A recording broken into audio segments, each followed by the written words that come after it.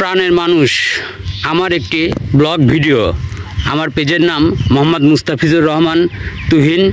আমার এই পেজটিতে সবাই পাশে থাকবেন এবং ভালোবাসা দিবেন। আমি এখন পদ্মা নদীতে নতুন পানি এসেছে, তার চিত্রটি আপনাদের মাঝে তুলে ধরলাম। দেখেন কি নতুন পানি এসেছে।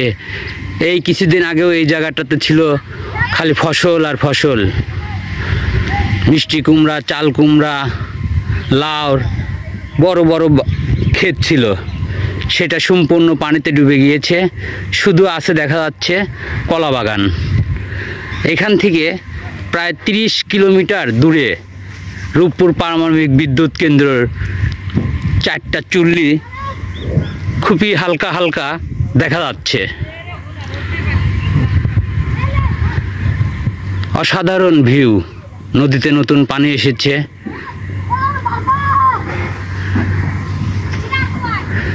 নৌকা বাঁধা, এখান থেকে নৌকায় নিয়ে পারাপার হয় যাত্রীরা।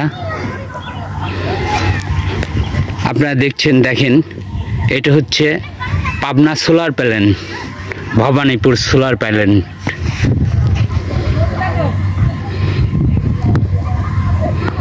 সোলার প্ল্যান্টটি নতুন আমাদের ভবানীপুর পাবনাতে। এখানে প্রায় 100 মেগাওয়াট বিদ্যুৎ উৎপন্ন হয়, যেটা জাতীয় গ্রেডে যুক্ত হয়েছে। অনেক বড়, একেবারে পদ্মার মাঝে এসে এই সোলার প্ল্যান্টটি তৈরি হয়েছে।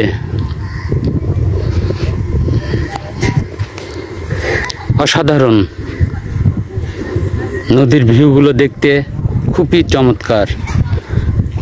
চারিদিকে কলার বাগান, হয়তো বা এই কলার বাগানগুলো সব ডুবে যাবে পানি এসে, আরো পানি যখন বাড়বে। আকাশ, নীল আকাশ দেখা যাচ্ছে, খুব সুন্দর। ফালি ফালি মেঘ আকাশে মুখ মেরে বসে আছে।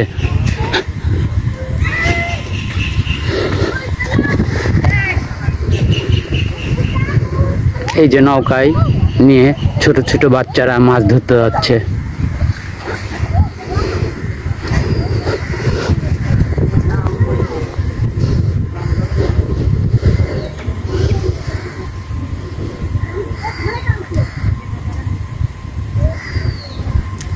আপনাদের সবাইকে অনেক অনেক ভালোবাসা দিয়ে নিয়ে শেষ করছি আমার ব্লগ ভিডিওটি।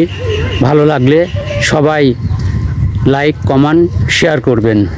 আল্লাহ হাফেজ, ভালো থাকবেন সবাই।